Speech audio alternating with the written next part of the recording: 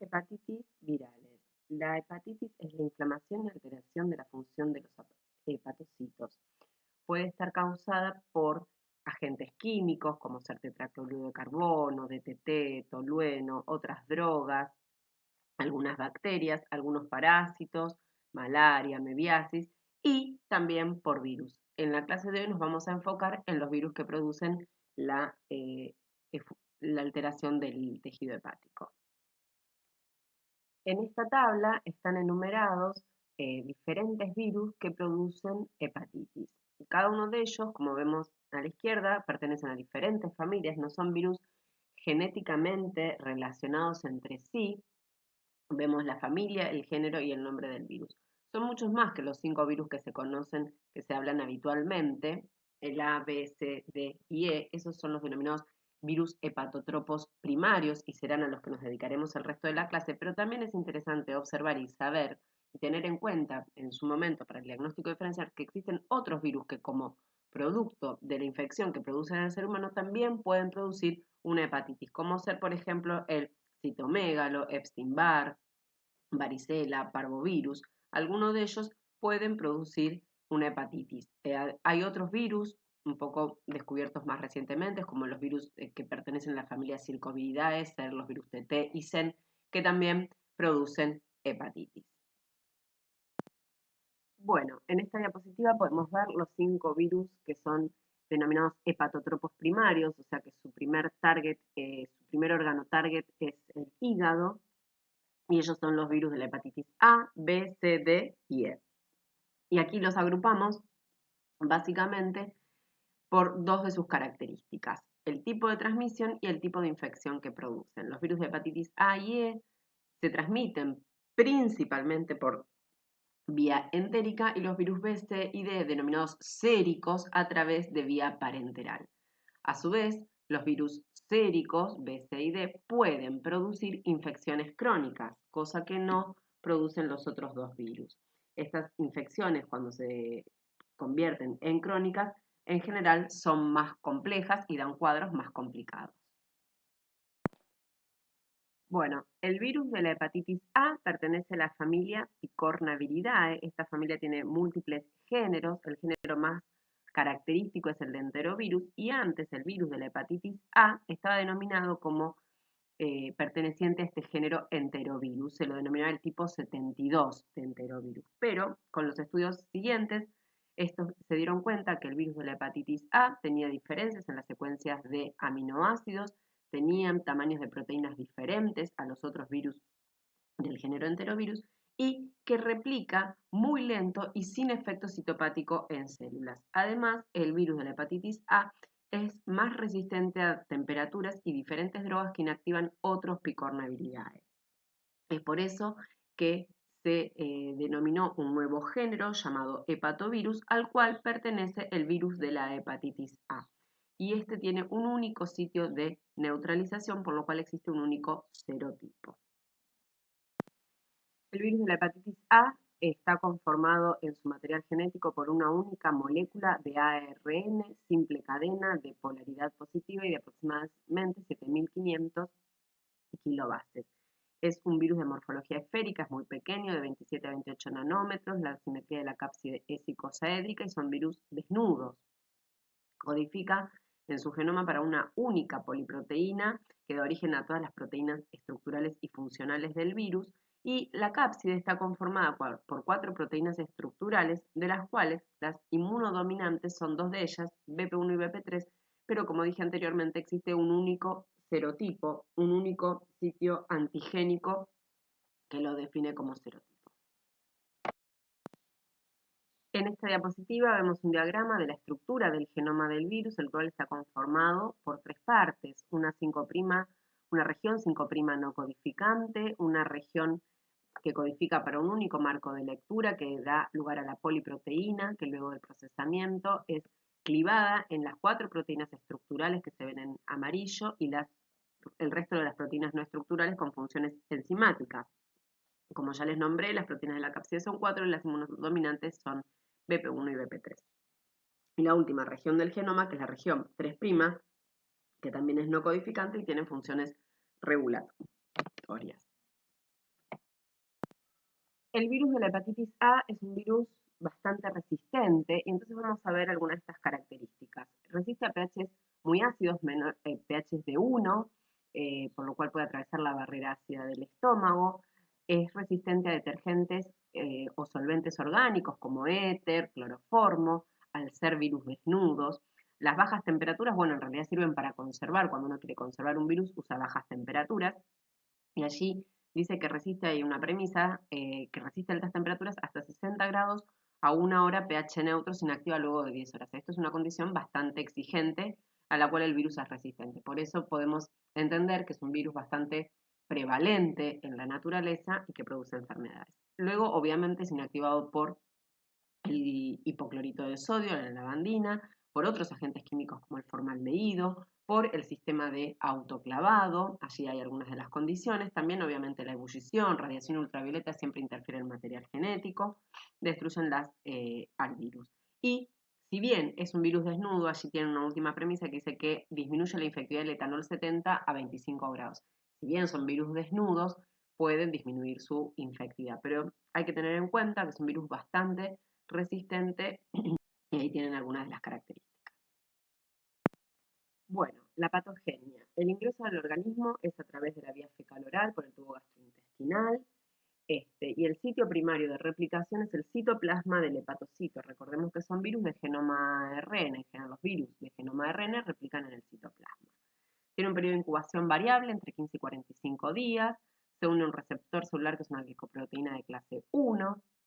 Y no solo infecta el hepatocito, sino que puede infectar células de los conductos biliares y del epitelio vesicular. El efecto citopático, como ya dije antes, en las células es mínimo y se cree que el mecanismo de injuria celular es inmunológico. La viremia desaparece rápidamente antes de que comience el cuadro clínico y la excreción por materia fecal persiste hasta 2 semanas. Las manifestaciones clínicas. Las manifestaciones clínicas de la hepatitis es la misma para todas las hepatitis, no es específico para el virus A. Tenemos una fase prodrómica que puede estar acompañada de malestar, fatiga, fiebre, náuseas, vómitos, diarrea, dolor abdominal. Y luego puede estar siendo una fase ictérica en la cual el síntoma principal es la ictericia, coloración amarillenta de piel y mucosas, puede estar acompañado de coluria, que es la orina oscura por la bilirrubina, hipocolia, que es la materia fecal blanquecina, y puede estar acompañado de hepatomegalia. Esto puede durar aproximadamente para hepatitis A 10 días, este periodo. También existen manifestaciones extrahepáticas, dentro de las más frecuentes son el rash, la hemólisis o la artralgia, y también existen lo que se denominan las hepatitis inaparentes o anictéricas. No todas las hepatitis presentan ictericia. Y para el virus A sí hay una diferencia en la proporción de la presentación de la ictericia de acuerdo a la edad de la población. Si son niños menores de 6 años, el 10% presenta la ictericia, en los niños entre 6 y 14 años el 50% y los mayores de 14 años el 80% presenta la ictericia. O sea que hay una variación de acuerdo a la edad. En esta diapositiva observamos el curso típico de la infección por hepatitis A. Tenemos un periodo de incubación que era entre 15 y 45 días en el cual se puede observar la viremia y también la excreción de virus por materia fecal denominada allí como virocupria. Luego tenemos la fase sintomática que puede estar acompañado o no de la ictericia y también allí se observa, como ven, con la línea roja, un aumento de las transaminasas hepáticas explicando la disfuncionalidad del hígado. En ese momento empiezan a aparecer los anticuerpos de isotipo IgM que suben y luego en el periodo de convalescencia ya disminuyen y un poquito más tarde aparecen los anticuerpos de isotipo IgG que permanecen como marca serológica de la infección. Si vemos la excreción de virus por materia fecal se extiende un poco más en el tiempo durante el periodo sintomático que el virus en sangre. En esta diapositiva observamos la concentración de partículas de hepatitis A en diferentes fluidos corporales. Vemos que en la materia fecal la carga viral es muy alta, lo cual ya sabemos que la principal vía de transmisión es la fecal oral y si hay muchas partículas virales se favorece esto. Luego en el suero la carga viral es media de 10 a la 4, lo cual quiere decir que en el periodo virémico, si un paciente susceptible entra en contacto con suero de paciente con sangre de paciente infectado, puede llegar a haber transmisión. En la saliva la carga viral es relativamente baja y en orina es inexistente. Entonces, esto refuerza el concepto de los fluidos corporales a través de los cuales se puede transmitir este virus. Y bueno, aquí observamos cómo es la transmisión del virus A. Dijimos que la principal vía es fecal-oral, pero los mecanismos pueden ser diferentes. Puede ser a través de agua y alimentos contaminados, y esto puede verse a la falta de potabilización, manipuladores de alimentos que no tengan buena higienización. Y también, muy frecuentemente, es a través del contacto cercano entre las personas. Contacto familiar, cuidadores de niños, los niños que juegan entre sí. Luego tenemos la segunda vía de transmisión, que fíjense que está en rojo, que dice es rara, es parenteral, cuando una persona está expuesta a sangre de un paciente contaminado, como vimos con la carga viral. Puede ser por drogadicción, el mecanismo de drogadicción, endovenosa, transfusiones, etcétera, ¿sí? Pero esto es raro. Aquí vemos cómo es la evolución de la infección por hepatitis A. El primer concepto es que la hepatitis A produce una infección aguda. No se describió hasta el momento que produzca infección crónica.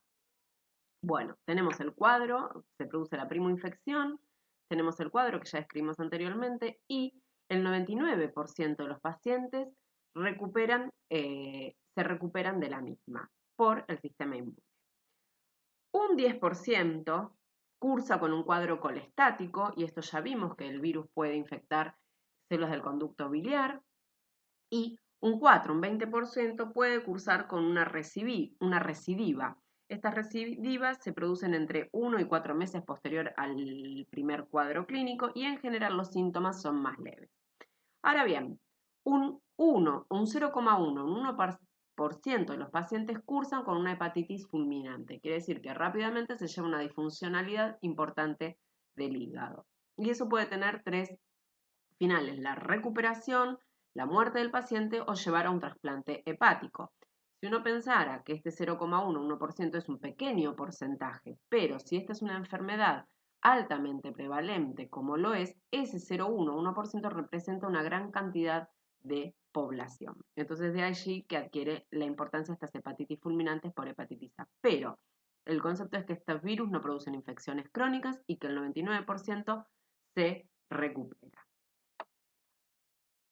El diagnóstico de hepatitis se realiza en un primer lugar en forma clínica, a través de los signos y los síntomas que ya vimos, pero este diagnóstico clínico no me permite establecer si la infección es por virus A o por otro virus. ¿Sí? Con el contexto epidemiológico me puedo orientar si es un niño, si es un paciente con otros grupos de riesgo.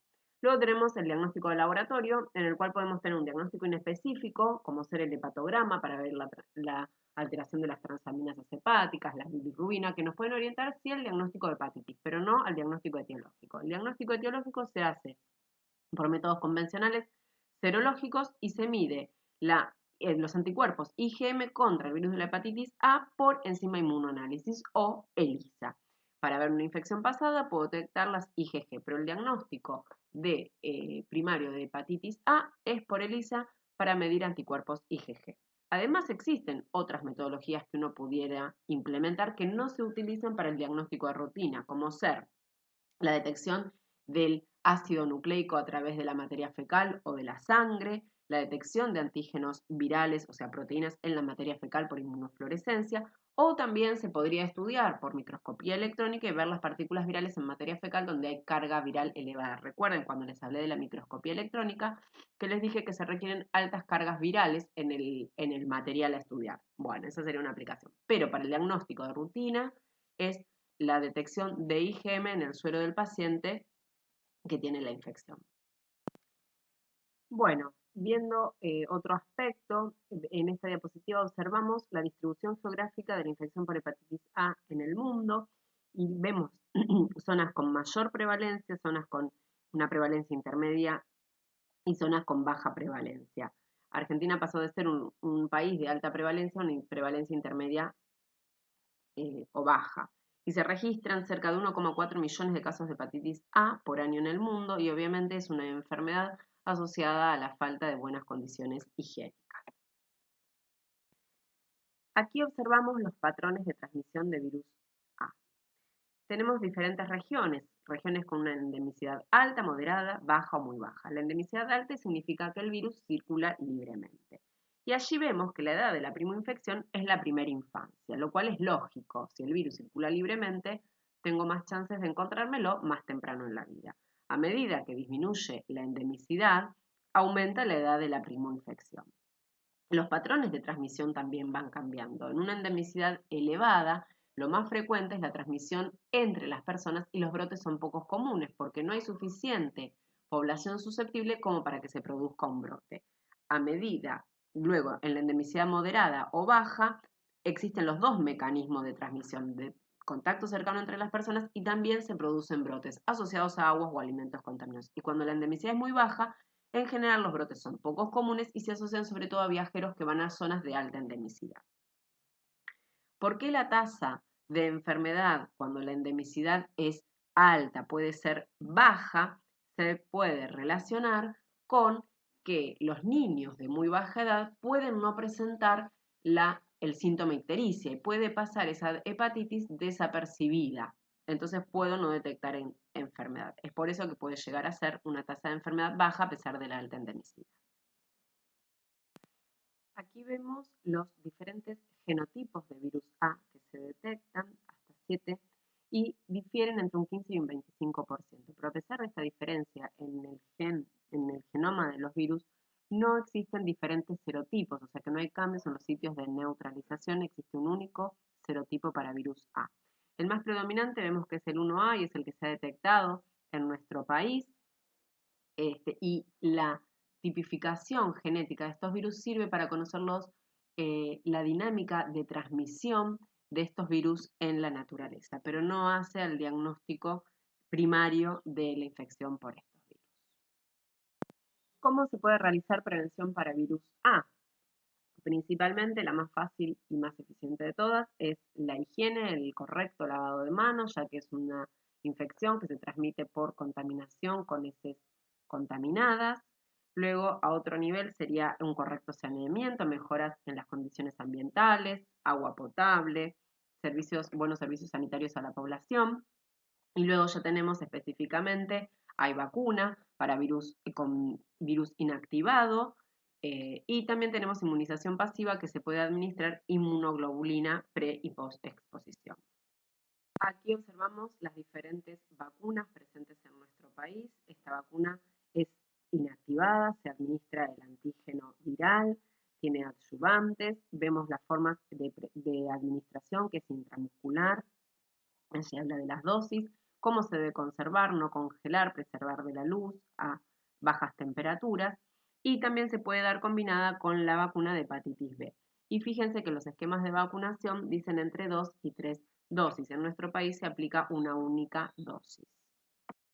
El virus A era bastante prevalente en Argentina, con diferencias importantes entre las diferentes provincias, pero sí en el año 2003-2004 se observó un gran brote en el país por virus hepatitis A y entonces en mayo del 2015 se incorporó esta vacuna al calendario nacional de vacunación, aplicándose una única dosis al año de edad. Allí se vio que hubo una disminución en el número de casos drásticamente y que fue disminuyendo con el correr de los años, lo cual muestra que esto ha sido una intervención efectiva en nuestro país. Y la única dosis también funcionó. Se supone que al ser Argentina un país de una prevalencia alta anteriormente, esto pudo haber funcionado como booster y no ser necesaria una segunda dosis de vacuna como se hacía en otros países. Esto fue tomado como ejemplo para otros países de Latinoamérica. Bueno, ahora vamos a estudiar el otro virus, el virus de la hepatitis E, que también producía infecciones autolimitadas y la principal vía de transmisión era la fecal oral. Este es un virus que recientemente se ha clasificado dentro de una nueva familia denominada Epeviridae, ya que se lo intentaba clasificar dentro de las familias Caliciviridae porque compartían algunas características con ellos y luego con la familia Togaviridae, pero se llegó a la conclusión de que ameritaba la descripción de una nueva familia. Y dentro de esta familia se describió un nuevo género también Epevirus, al cual pertenece la especie de virus hepatitis E. Este también, a su vez, es un virus de genoma de ARN, polaridad positiva, simple cadena, 7200 nucleótidos, es un poquito mayor que el virus A, tiene un tamaño entre 30 y 34 nanómetros, tiene una cápside de simetría icosaédrica, también es desnudo, pero es un poco más lábil al calor y al pH ácido que en comparación al virus A. Y los antígenos de la cápside es un único antígeno y no se conocen variaciones antigénicas del mismo. La organización genómica del virus E codifica, es un virus lineal, dijimos, codifica para 3 marcos de lectura. Fíjense que está como denominado como ORF1, ORF2 y ORF3. Estos 3 marcos de lectura están flanqueados por 2 regiones regulatorias, la 5' y la 3' no codificante. El marco de lectura 1 vemos que codifica para proteínas funcionales, enzimáticas con funciones de helicasa, las proteasas, metiltransferasa, la RNA polimerasa dependiente de ARN. Luego tenemos el marco de lectura 2 que codifica para la proteína de la cápside viral, el cual es altamente conservado y codifica para el único proteína que tiene el epitope neutralizante. Y luego tenemos un marco de lectura 3 con una función regulatoria poco conocida. El mecanismo de replicación de este virus no está del todo dilucidado. Las características clínicas de la infección por virus E, vamos a verlas. El periodo de incubación es más largo en comparación con virus A, es un promedio de 40 días con un rango entre 15 y 60 días. Luego tenemos que los síntomas son los mismos, puede estar acompañado de ictericia, náuseas, vómitos, dolor epigástrico, fiebre, coluria, anorexia, patomegalia, etc. La diferencia, sí, con respecto a hepatitis A es que produce infecciones de mayor severidad. La mortalidad global es mayor en comparación con A, que es entre el 1 y el 3%, y en mujeres embarazadas esto aumenta un 15, un 25%, sobre todo en zonas con alta endemicidad de este virus, en zonas tropicales. Se observan estos números. El por qué esta mayor mortalidad es desconocido. En general la sintomatología aumenta con la edad y también es una infección que se da más frecuentemente en adultos que en niños. Y estos virus tampoco presentan un efecto citopático y se cree que la patogénesis está dada por la respuesta inmune. El perfil serológico de la infección por hepatitis E. Bueno, tenemos el periodo de incubación y en ese periodo es que los virus se presentan en sangre, que dura 1 a 2 semanas, y también en ese periodo comienza la excreción de virus en materia fecal, que también es más prolongada que con respecto a hepatitis A, dura hasta 3 y 4 semanas. Cuando comienzan los síntomas se ve un aumento de las transaminasas hepáticas, puede estar acompañado de la ictericia y la excreción en materia fecal. Aumentan en ese momento los anticuerpos de isotipo IgM que luego disminuyen y luego los isotipo IgG que permanecen positivos. Esta también es una infección autolimitada, benigna y que se resuelve. La patogénesis, como dije, es poco conocida.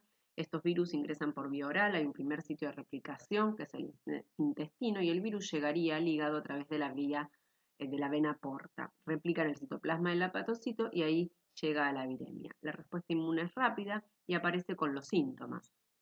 También se puede detectar IgA en el suero de los pacientes. Aquí observamos en esta tabla el patrón clínico epidemiológico relacionado al virus E de acuerdo a sus genotipos. Si bien existe un único serotipo, se han descrito 4 genotipos y dependiendo de qué genotipo infecte al paciente puede tener un diferente comportamiento. Los genotipos 1 y 2 son los que se parecen al comportamiento epidemiológico del virus A, que se da en países subdesarrollados, la transmisión es fecal oral o por aguas contaminadas, se dan epidemias y casos esporádicos, es específico de especies, solo se da en humanos, tiene una elevada tasa de enfermedad ictérica, se da sobre todo en adolescentes y adultos jóvenes, es similar entre hombres y mujeres y la elevada mortalidad en embarazadas que vimos. En cambio, si se detecta el genotipo 3 y 4, estos tienen un comportamiento epidemiológico diferente, se da tanto en países subdesarrollados como desarrollados y la transmisión es de cerdos en general, que es el reservorio, a seres humanos. No es a través de la vía fecal oral, tiene otro tipo de transmisión. Se Se producen casos esporádicos, la principal modo de transmisión es a través de los alimentos, sobre todo se da en personas, cuidadores de estos animales o el consumo de estas carnes que estén contaminadas. La transmisión secundaria es extremadamente rara, la enfermedad difterica es baja, se da sobre todo en adultos mayores hombres y tiene una elevada mortalidad en adultos mayores. Puede tener complicaciones neurológicas y aquí sí, en pacientes inmunosuprimidos, esto sí es una característica también del genotipo 3 y 4, puede llevar a infecciones crónicas, ¿sí? No los genotipos 1 y 2. Puede en pacientes inmunosuprimidos dar infecciones crónicas. Esto es un descubrimiento de hace algunos años. Para esto hay un paper que dejé en la página de la cátedra para revisar estos conceptos. Para realizar el diagnóstico de hepatitis E en un paciente con una infección, lo que se puede realizar es la medición serológica por detección de anticuerpos IgM para la infección aguda o IgG para una infección pasada. Al diagnóstico primario, entonces, detección de IgM. La sensibilidad y la especificidad de las metodologías disponibles son variables y no hay métodos tan robustos como para las otras hepatitis. También se podría llegar a hacer detección del material genético del ARN a partir de la materia fecal, que recordemos que es más larga en el tiempo, o también de la viremia, pero en general esta ya pasó cuando el paciente llega con el cuadro florido. Lo que se usa es la detección de IgM para el diagnóstico primario de una infección aguda. En cuanto a la distribución geográfica del virus E en el mundo, se observa que existen se estima que existen cerca de 20 millones de infecciones por virus E, con 68.000 muertes al año. Se ve en el mapa los diferentes colores con las diferentes endemicidades, las zonas marrones con una alta endemicidad, las zonas naranjas con una endemicidad intermedia y las más claritas sin endemicidad. Esta distribución es diferente en el mundo y estos son virus que ya dijimos se asocian con las aguas contaminadas, sobre todo para los genotipos 1 y 2. En cuanto a los genotipos de virus E, encontramos que se detectan 4 genotipos que afectan a seres humanos. El 1 y el 2 eran los que tenían comportamiento similar al virus A, recuerden, y el genotipo 3 y 4 con otro comportamiento. La primera vez que se detectó genotipo 3 en Argentina, en Sudamérica, fue en Argentina en el año 2006, donde se vio que las secuencias de los genes que infectaban a un cerdo habían sido transmitidas al ser humano. A pesar de estas diferencias en los genomas del virus, recordar que existe un único serotipo. A continuación vamos a estudiar el virus B, que también es un agente causal de hepatitis y también puede llevar al desarrollo de una enfermedad crónica, como a su vez al desarrollo de un hepatocarcinoma. Un paciente portador de virus B tiene 200 veces más probabilidades de desarrollar un hepatocarcinoma que una persona que no lo posea. Además, este virus tiene características diferentes en cuanto a su biología y hace interesante su análisis.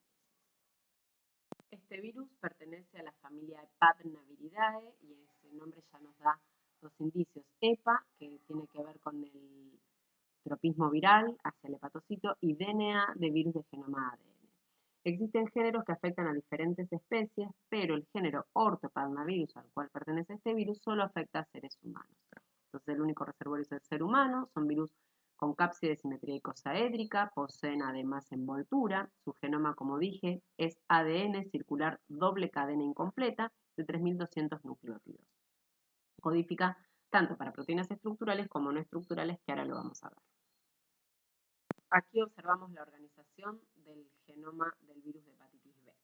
Tiene las dos cadenas representadas aquí en color negro del genoma, que son circulares, la cadena de polaridad negativa es la larga, que es completa, y luego la cadena de polaridad positiva, que es incompleta. Estas cadenas están unidas por regiones de cohesión y no por uniones covalentes.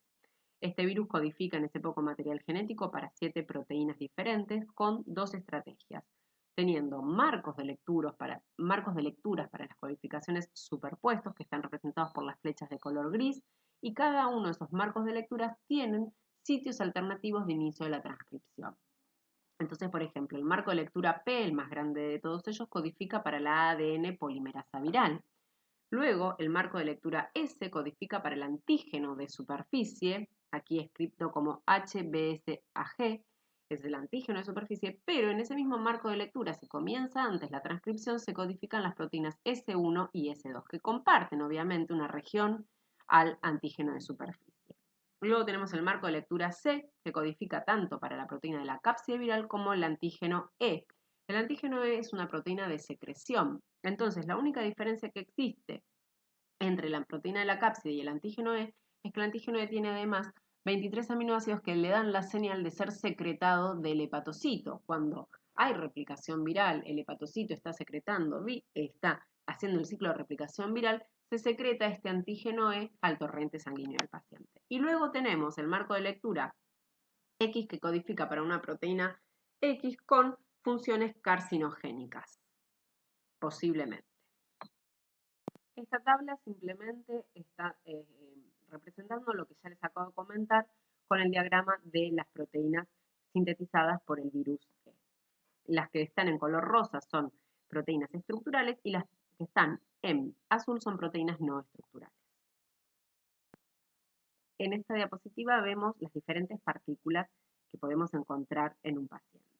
Tenemos la partícula infectiva de Dan, que es la B, que tiene el material genético, el antígeno de superficie, todos los componentes. Pero el hepatocito además sintetiza otras partículas filamentosas o esféricas, las cuales están compuestas por proteína de antígeno de superficie. Esto favorece a que el virus permanezca a infecciones persistentes, permitiendo a la partícula de Dan el escape del sistema inmune por una simple competencia. Entonces, estas son las partículas completas o incompletas, mejor dicho, que se producen cuando hay replicación viral. Esto ocurre en general en las virosis, ¿sí? Pero favorecen la persistencia del virus en el paciente. El ciclo de replicación del virus B.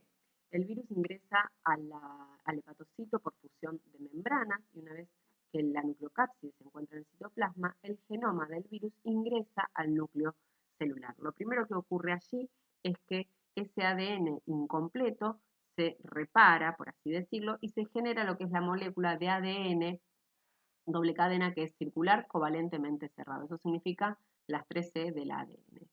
Luego, a través de enzimas celulares, se generan tres tipos de transcriptos.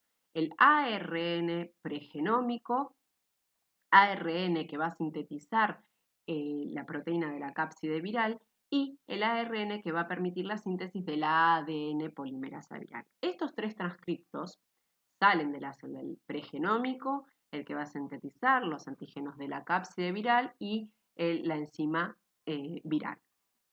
Salen estos tres transcriptos, se leen en los ribosomas y allí se generan proteínas de la cápside y se conforman nuevas cápsides y ese ARN pregenómico queda dentro de esa nucleocápside neoformada con la ADN polimerasa viral. Y allí lo que sucede es que se sintetiza a través de esa ADN polimerasa viral y ese ARN pregenómico la cadena de polaridad negativa de ADN viral. Ese es el paso de retrotranscripción que tienen estos virus y es tan extraño, por así decirlo, en la naturaleza, ¿sí? Pasamos de un ARN a un ADN. Entonces, si bien estos son virus de genoma ADN, también se dicen que tienen comportamientos como virus ARN.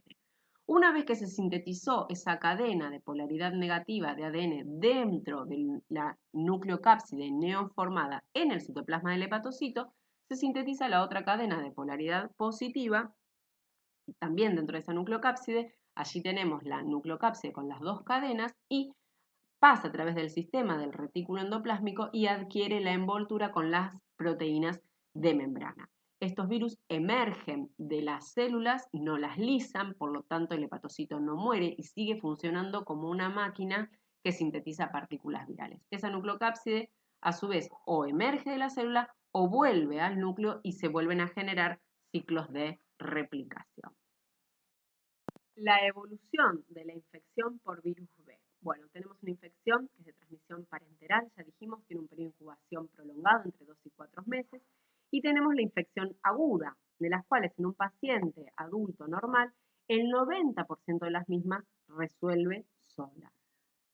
Tenemos un 1% que tiene un desarrollo fulminante y el 10% aproximadamente va a desarrollar una infección crónica o persistente, que pueden tener diferentes evoluciones. El 70 al 90% de esas infecciones que van a ser crónicas van a ser portadores inactivos, o sea que por muchos años el paciente va a aportar virus B en su organismo sin el desarrollo de una enfermedad rápidamente. Luego un 10% va a desarrollar la cirrosis y posteriormente puede llegar con la mala evolución a un hepatocarcinoma o directamente ser el hepatocarcinoma. Pero hay que tener en cuenta que de todos los pacientes que se infectan con virus B, solamente un 10% en pacientes normales van a desarrollar la infección crónica, con una mayoría de pacientes inactivos, portadores inactivos, que con el tiempo, con los años, pueden desarrollar la cirrosis y finalmente el hepatocarcinoma.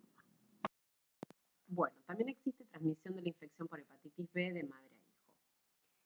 El antígeno E, ese que se secreta durante el periodo activo de infección viral, tiene la capacidad de atravesar placenta durante el embarazo y esto lleva a inducir un estado de inmunotolerancia específica contra el virus B en el feto hacia la proteína de la cápside viral. Recuerden que el antígeno E y la proteína de la cápside viral eran prácticamente lo mismo. Entonces, en una madre que tiene una infección por virus B activa, aquí representado como antígeno E positivo, esta proteína atraviesa placenta y induce la inmunotolerancia en el feto y en el momento del nacimiento, el 90% de esos niños nacen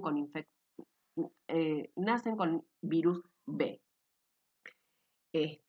Tempranamente esos niños, el 90% de esos niños pueden ser portadores crónicos.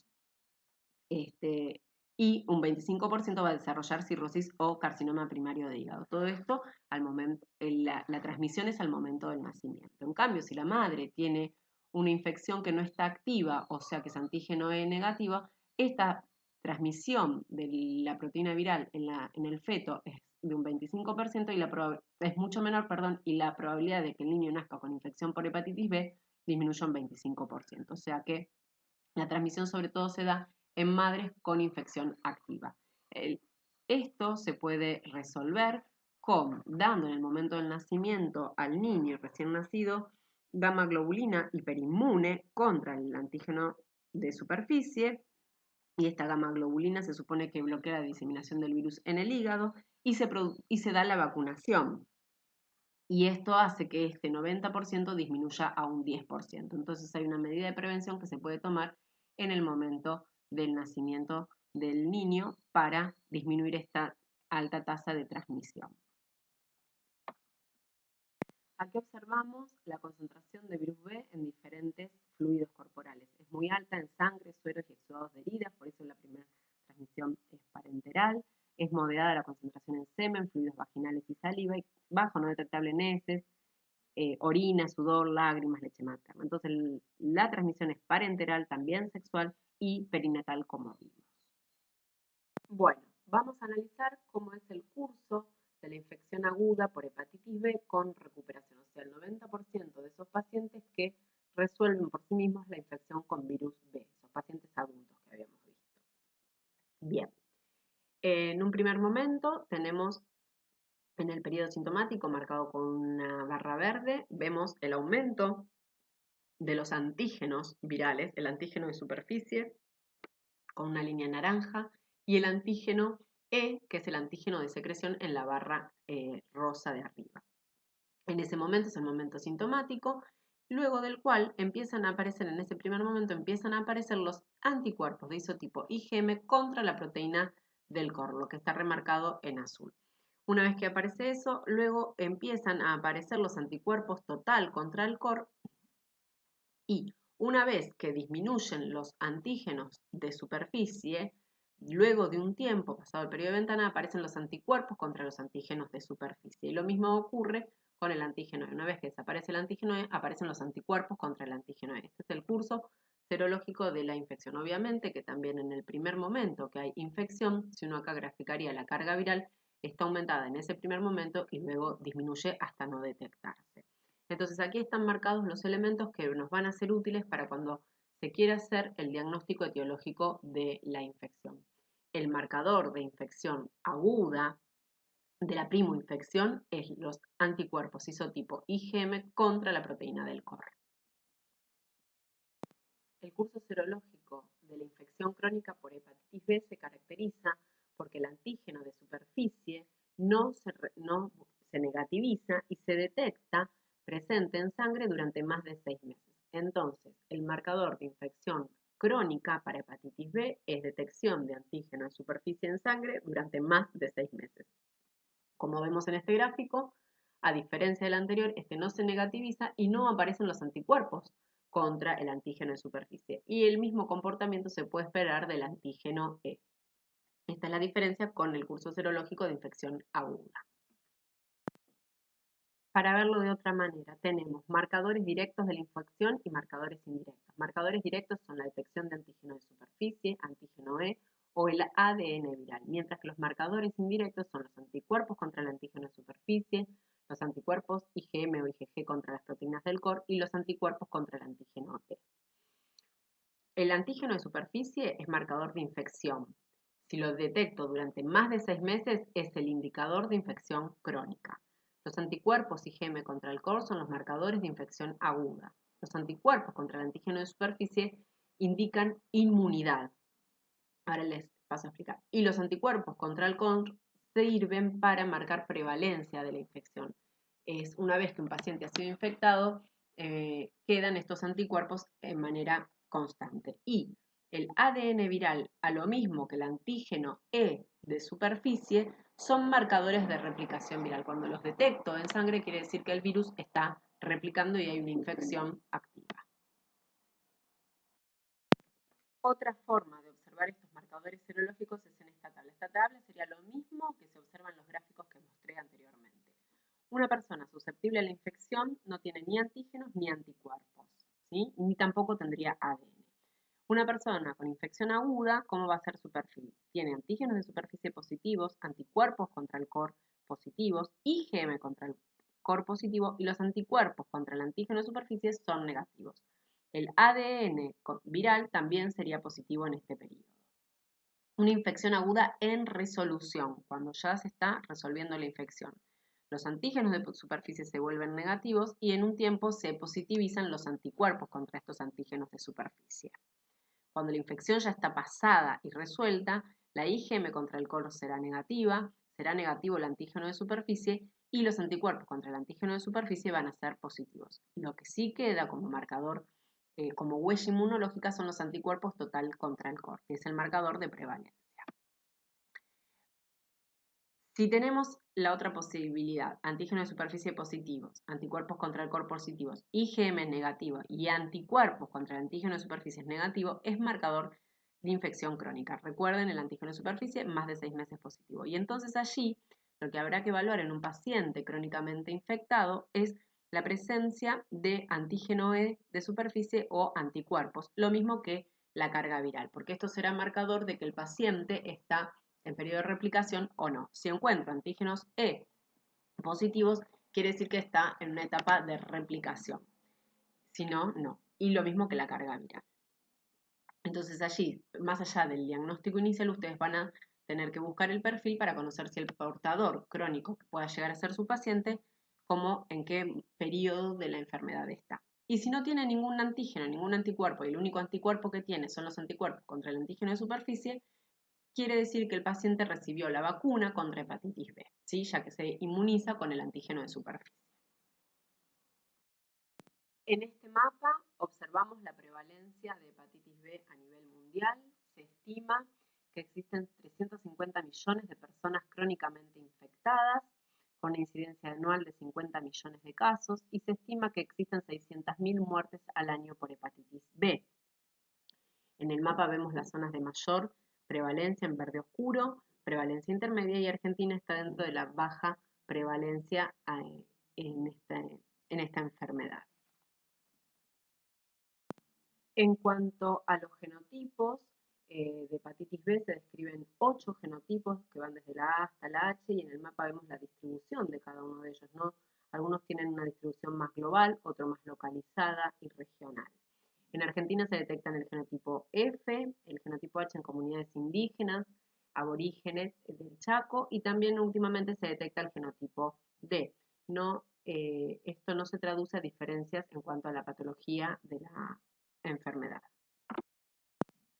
La prevención de hepatitis B es diferente a la que explicamos para hepatitis A, ya que el mecanismo de transmisión es diferente. El control ambiental habla del manejo adecuado de residuos hospitalarios, que tiene que ver con la higiene y la desinfección, la eliminación de la sangre y los derivados contaminados de la misma. Acordemos que allí era la mayor carga viral. Bueno, obviamente instruir a los pacientes y sus contactos o convivientes con pacientes portadores de hepatitis B. Y existe la profilaxis pre y posexposición. Tenemos la inmunización pasiva, que se puede utilizar inmunoglobulina hiperinmune o inmunoglobulina estándar, y también tenemos la vacuna recombinante, en la cual lo que se utiliza es el antígeno de superficie como un inmunógeno y es una vacuna inactivada y recombinante. El virus de la hepatitis D. El virus de la hepatitis D en realidad no es un virus en sí, sino que es una forma un poco extraña entre lo que sería un virioide y un satélite. ¿Por qué decimos esto?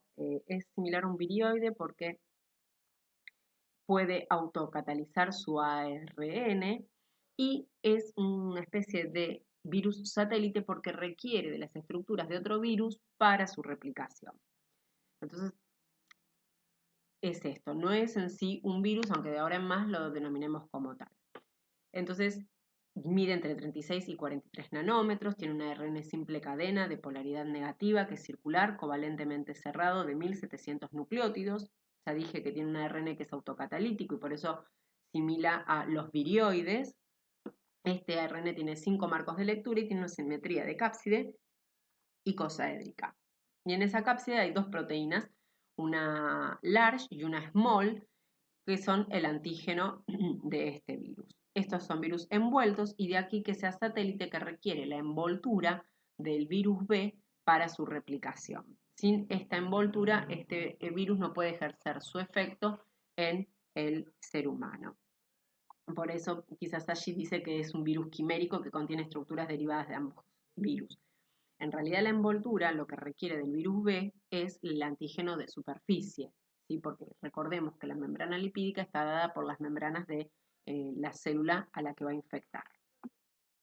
Entonces, la infección por virus B puede darse en dos situaciones. Siempre va a requerir del virus B, de la presencia del virus B. Entonces pueden darse dos situaciones, la coinfección y la sobreinfección. La coinfección es cuando ambas infecciones primarias por los dos virus ocurre al mismo tiempo. Y allí lo que sucede es que la expresión del antígeno delta en el hepatocito produce una respuesta inmune que dificulta la persistencia de ambos virus, del B y el D, y conduce a la eliminación de los mismos. Pero se producen hepatitis fulminantes más frecuentemente o cuadros graves, ¿sí? En la otra situación, que es la de la sobreinfección, es en la cual un portador crónico de hepatitis B se sobreinfecta con el virus D. Entonces allí el mecanismo es diferente y lo que se favorece o facilita es la persistencia de ambos agentes en el organismo. Si aparece, acelera la aparición.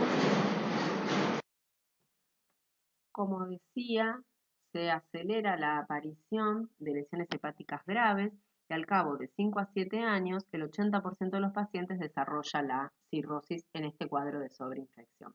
En cambio, en el cuadro de la coinfección, el riesgo de cronicidad es muy bajo, del 1 al 3%.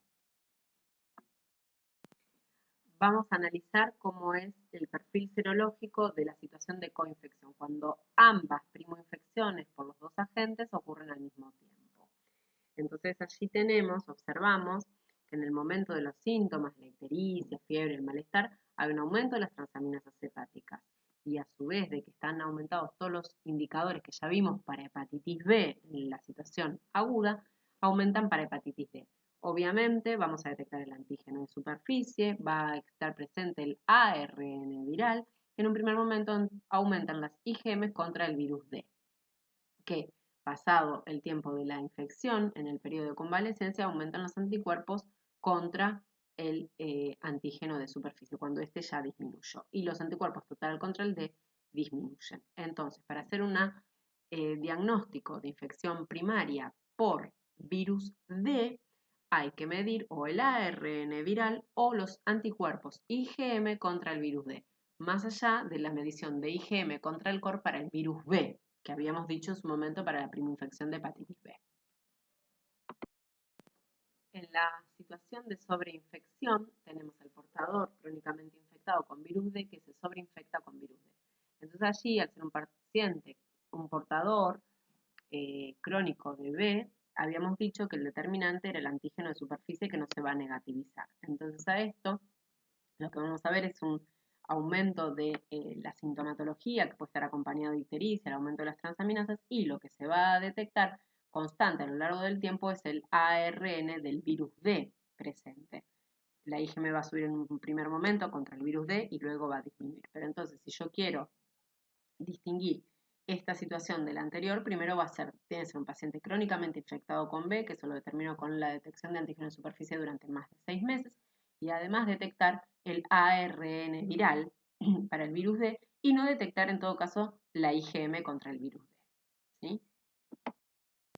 ¿Cuándo se va a sospechar de virus D? ¿En qué situaciones se debe considerar? En todos los individuos que tengan antígeno en superficie positivo y pertenezcan a grupos de riesgo, en infectados con hepatitis B que hayan viajado a zonas de mayor endemicidad para virus D y en pacientes crónicamente infectados con virus B, que tengan una exacerbación del cuadro clínico. Entonces, si hay una exacerbación, puedo sospechar del virus D e intentar hacer su diagnóstico. Se estima que existen 15 millones de personas infectadas con virus D. Allí tenemos un mapa de la distribución mundial del virus con zonas de mayor prevalencia, de menor prevalencia y de intermedia. En Argentina estaría intermedia a baja. Estas mapas se realizan sobre bases de portadores crónicos de hepatitis B, en los cuales se ven también la infección con virus D. Y para finalizar, observamos que para virus D existen 3 genotipos con diferente distribución, algunos más distribuidos ampliamente en todo el mundo y otros más localizados, pero existe, sobre todo lo que se observa es que existe una correlación entre los genotipos de virus D y virus B, lo cual significa que son dos virus que vienen coevolucionando hace mucho tiempo en forma conjunta. Esta diferencia en los genotipos no se traduce en diferencia en la patogenia que produce en las personas o diferencia en la enfermedad. Finalmente nos queda el último de los virus para estudiar en esta clase, que es el virus de la hepatitis C. Este virus, al igual que el virus B, se transmite por vía parenteral y también tiene la capacidad de producir infecciones crónicas y llevar al hepatocarcinoma celular. Estos virus pertenecen a la familia Flaviviridae, dentro de esta al género Hepacivirus, que contiene diferentes miembros, pero el virus de la hepatitis C es el que infecta a los seres humanos. En cuanto a las características del virus, pertenece a la familia Flaviviridae, tiene un tamaño de 50 nanómetros y su genoma es una molécula de ARN, simple cadena, de polaridad positiva, con 9.600 nucleótidos. Tiene una cápside de simetría icosaédrica en la cual se encuentra el antígeno del core y es un virus envuelto, el cual posee dos glicoproteínas, una que es transmembrana y la E2 que es una espícula. Aquí observamos un diagrama de la partícula viral y el genoma del virus. Como ya dije, tiene dos glicoproteínas en la membrana y en el genoma observamos que tiene dos regiones no codificantes, la región 5' y la 3', como todos en general son funciones regulatorias, luego codifica para las tres proteínas estructurales, la de la nucleocápside y las dos glicoproteínas de envoltura, según su receptor celular, que es el CD81 a través de la espícula, y luego codifica para las proteínas NS, que son las no estructurales, 1, 2, 3, 4, 5, cada una con su diferente función. El ciclo replicativo del virus de la hepatitis C. A través de la glicoproteína E2 se une el receptor celular CD81 e ingresa a la célula por endocitosis mediada por receptor. La fusión de las membranas está mediada por la glicoproteína E1, que era la transmembrana, y el ARN viral, una vez que ya está dentro del citoplasma, es traducido y está regulado por la región 5' no codificante y se genera una poliproteína de 3.000 aminoácidos, que es procesada por proteasas NS2, 3, NS3 y 4A, y proteasas, y el procesamiento empieza por el extremo 5' y se liberan en primer momento las proteínas de la cápside viral, la E1 y la E2, y luego las proteínas no estructurales. Todas las proteínas sintetizadas se asocian a la membrana del retículo endoplásmico, donde se forma un complejo replicativo, y allí la ARN polimerasa viral lleva a cabo la replicación del virus. Existe también se genera una ARN de polaridad negativa intermediario. Una vez que se han sintetizado todas las proteínas y el ARN viral, se produce el empaquetamiento en el citoplasma de la célula, y estos virus emergen de la célula y brotan a través del Golgi, adquieren la envoltura y emergen de la célula por brotación. Variabilidad genética. Estos virus son virus de origen de hace mucho tiempo atrás, allí dice 2000 años, con alta cinética de replicación, altas tasas de replicación, 10 a la 12 partículas por día, pero con baja fidelidad. Fíjense que allí dice tasa de error de ARN polimerasa 10 a la menos 4 por mutación puntual. ¿Esto qué significa? Que estas ARN polimerasas virales no tienen capacidad de corregir lo que copian e introducen un error cada 10.000 nucleótidos que copian. Si recordamos, vimos que el genoma de virus C tiene aproximadamente 9.600 nucleótidos. Quiere decir que por cada replicación del genoma introduce un nucleótido erróneo. Esto hace a una elevada variabilidad genética, ya que hay una alta tasa de replicación. El término de variabilidad, si comparamos la variabilidad entre los genomas, podemos determinar los genotipos y subtipos, en el cual el porcentaje de similitud va del 68,9% hasta genotipos y hasta el 80,1% para subtipos. Cuando vemos una similitud mayor del 90,8 al 99%, hablamos de una variabilidad entre intergenomas, y esto define lo que sería la cuasiespecie. Vamos a ver cómo esa variabilidad puede afectar en la persistencia del virus C en el organismo. Pongamos el hipotético caso de que una partícula viral infectara un hepatocito. Esto no sucede así en la naturaleza. Entonces, luego de ciclorreplicación aumenta no solo la carga viral, sino la variabilidad. Por eso tenemos diferentes colores.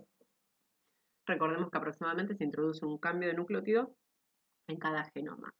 Esos virus son excretados y vuelven a infectar otros hepatocitos, en el cual vuelve a aumentar la carga viral y también la variabilidad. Y esto es lo que se conoce como cuasiespecie, que es una población de virus con una elevada similitud de sus genomas. Esto da la posibilidad de que alguna de esas cepas escape a la neutralización del sistema inmune y vuelva a infectar nuevos hepatocitos, permitiendo así la persistencia del virus en el organismo. Los mecanismos de transmisión de virus C.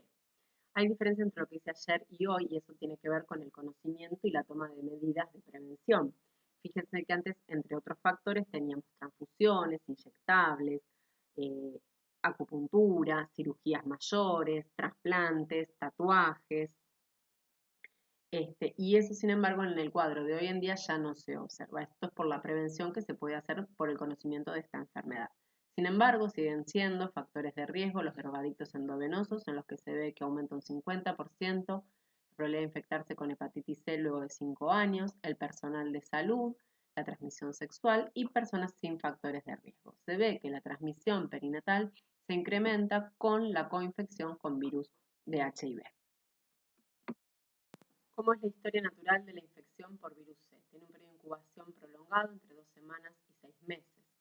Y se da la infección aguda, de las cuales el 25% es autolimitada y benigna y resuelve. En cambio, el 75 al 80% de las pacientes que se infectan con hepatitis C va a desarrollar una infección crónica.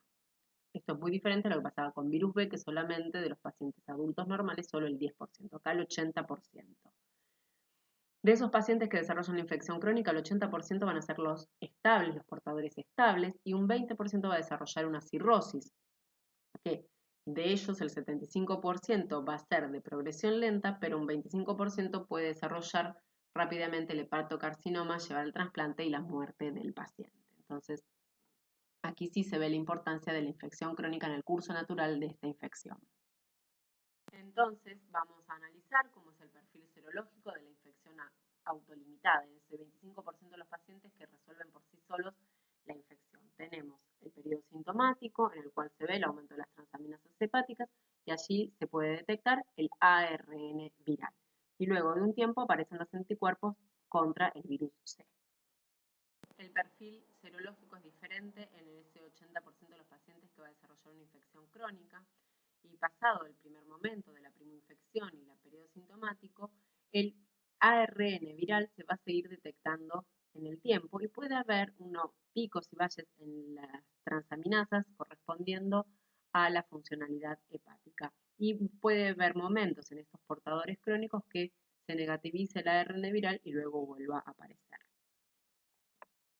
¿Cómo se realiza el diagnóstico de virus C? Primero tenemos el diagnóstico clínico de la hepatitis y luego el diagnóstico se puede hacer por serología, por técnicas de tamizaje. Las técnicas de tamizaje son las técnicas de screening que tienen la característica de tener una elevada sensibilidad, pero no tan buena especificidad, porque lo que me importa es que no se me escape ningún caso positivo. Hoy en día se pueden utilizar ELISAs de tercera generación, que detectan hasta el antígeno NS5 y da una sensibilidad mayor al 99%. Muchas veces estos métodos se tienen que confirmar por radioinmunoblot, que es una técnica más específica, pero también es serológica. Hoy en día ya se puede utilizar tranquilamente la detección del ARN viral, que para hacer diagnóstico con que sea cualitativo la presencia o ausencia del ARN es suficiente, y para hacer seguimiento a un paciente se puede medir la carga viral, hacerse cuantitativo. La genotipificación, conocer el genotipo de virus C que infecta al paciente, ya sea por secuenciación, hibridación o RFLP, tiene que ver más con el seguimiento del paciente y conocer con qué genotipo está infectado. Y para hacer el diagnóstico de cómo es la funcionalidad hepática, el gold estándar, aunque es cruento, es la biopsia hepática, pero esto no tiene que ver con el diagnóstico etiológico viral, sino para conocer el estado del hígado. Si bien los marcadores para la detección y diagnóstico de hepatitis C es fácil, tiene un algoritmo que hay que mirarlo un poquito. Lo primero que se puede hacer es la detección de anticuerpos por estos métodos de screening que son altamente sensibles y no voy a perder casos positivos. ¿Esto por qué? Porque es una infección, el 80% lleva a cronicidad y puede llegar a un hepatocarcinoma. Entonces me importa no perder ningún caso positivo, aunque después la voy a confirmar. Entonces, si estos métodos dan negativos, la persona no tiene la infección y allí se detiene la búsqueda. Si da positivo, se puede hacer una segunda metodología, como hacer una metodología directa y medir el ARN viral. Si esto da positivo, el caso está confirmado, es detectable y hay una infección activa por virus C y el médico deberá seguir la atención como corresponda. Si esta medición de ARN da negativo, no detectable, se supone que no tiene infección activa por hepatitis C y deben realizarse pruebas adicionales apropiadas para poder diferenciar la infección resuelta por hepatitis C de un falso positivo biológico. Se debe considerar el testeo con otro ensayo de detección de anticuerpos de hepatitis C como el inmunoblot, el cual es más específico si se sospecha que la persona ha tenido una exposición a hepatitis C dentro de los últimos 6 meses o hay una evidencia clínica de enfermedad por hepatitis C. Pero entonces, la idea general es medición de anticuerpos con alta sensibilidad. Si eso da positivo, se debe confirmar por una segunda metodología, que puede ser la detección de ARN viral. Si siguen quedando dudas, se puede hacer métodos de inmunoblot para diferenciar falsos positivos biológicos de una infección pasada resuelta. Otra forma de evaluar la interpretación de los resultados. Si tenemos medición de anticuerpos y ARN negativo, la hepatopatía o la hepatitis puede ser por otro agente. Si los anticuerpos son negativos y el ARN positivo, puede ser una infección aguda en el primer momento y que todavía no se hayan desarrollado los anticuerpos. Puede ser un paciente inmunosuprimido, podemos estar en el periodo de ventana serológica. Si los anticuerpos son positivos y el ARN negativo, puede ser la infección autolimitada resuelta, puede estar en tratamiento o puede ser un falso positivo. Y si ambas, el ARN y los anticuerpos son positivos, es una infección aguda o crónica. Para repasar un poco cuáles pueden ser las aplicaciones de la detección del ARN viral. Confirmar el diagnóstico de infección por hepatitis C, confirmar una infección activa, independientemente de los valores de transaminasas hepáticas, diagnóstico de infección durante el periodo de ventana, diagnóstico en pacientes inmunosuprimidos que no tengan anticuerpos, diagnóstico en una transmisión vertical de hijos en madres seropositivas para chequear bancos de sangre y para confirmar la replicación viral antes del inicio del tratamiento antiviral. Esto sería carga viral. La PCR cuantitativa sería el gold estándar para documentar la respuesta al tratamiento. Pero para hacer el diagnóstico primario con una PCR cualitativa es suficiente. Aquí observamos la prevalencia de hepatitis C en el mundo, en la cual se estima que hay 150 millones de personas con infección crónica, de los cuales 350.000 mueren al año. Hay una gran variabilidad entre las diferentes zonas, se ven zonas con mayor prevalencia y zonas con menor prevalencia. Igual a nivel mundial se estima que hay una subestimación de hepatitis C, ya que no se realiza muchos diagnósticos y desde la Organización Mundial de la Salud y las diferentes sociedades de patología están recomendando e incentivando al mayor diagnóstico de este virus en la población. Aquí observamos la distribución geográfica de los diferentes genotipos de virus C, algunos son regionales y otros tienen predominio más en todo el mundo, y se observa así diferencia en el pronóstico de la infección de acuerdo al genotipo que infecta al paciente. Pero en este momento lo vamos a dejar como una información adicional. Para finalizar, tienen esta tabla de resumen de las características biológicas de estos 5 virus que estudiamos, las familias a las que pertenecen, las características de sus genomas, si son envueltos, el tipo de transmisión. Todos estos agentes deben ser diagnosticados para conocer la evolución de la enfermedad en cada paciente, el pronóstico y la posibilidad de administrar un tratamiento o no.